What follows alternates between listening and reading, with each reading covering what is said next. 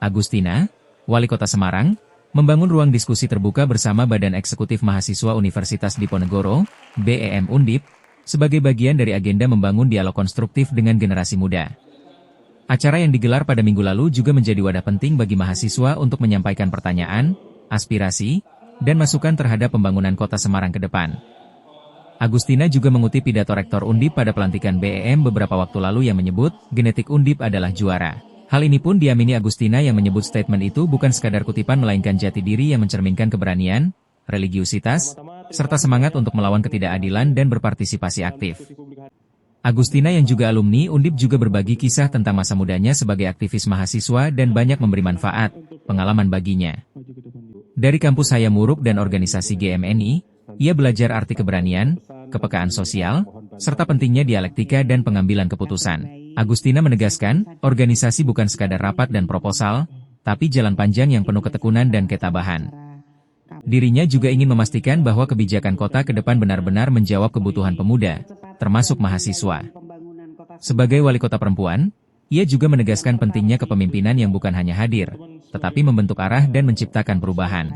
Selain forum ini, Pemkot Semarang juga telah membuka ruang-ruang partisipasi melalui Musrenbang Pemuda, Musrenbang Disabilitas, Musrenbang Perempuan, dan Musrenbang Pariwisata sebagai bentuk komitmen mewujudkan pembangunan yang inklusif.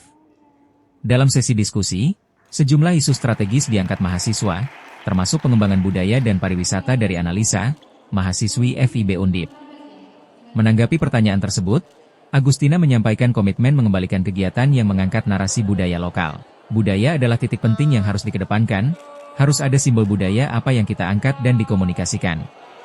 Seperti dalam film Korea, kita juga harus serius mengangkat budaya secara detil dan terstruktur. Dirinya menegaskan bahwa proses penganggaran membutuhkan waktu dan tahapan, namun aspirasi mahasiswa menjadi masukan berharga. Tagline pembangunan 5 tahun ke depan adalah perekonomian maju, berkeadilan sosial, dan lestari. Maka, semua suara, termasuk dari mahasiswa, harus menjadi bahan pertimbangan dalam kebijakan. Kami membuat Musrenbang Pemuda untuk mengambil semua suara dan inisiatif dan mengenali apakah kebijakan yang dilakukan oleh pemerintah kota selama ini sudah betul-betul memang menjadi kebutuhan para pemuda termasuk mahasiswa.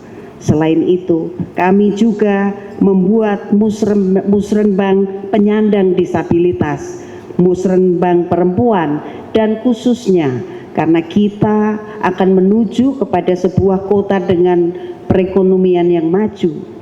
Backbone ekonomi kita adalah perdagangan dan jasa, maka kita juga akan membuat Musrenbang pariwisata. Forum ini mencerminkan komitmen pemerintah Kota Semarang dalam membangun kota yang inklusif, terbuka terhadap dialog, dan berbasis aspirasi warga, khususnya generasi muda sebagai calon pemimpin masa depan.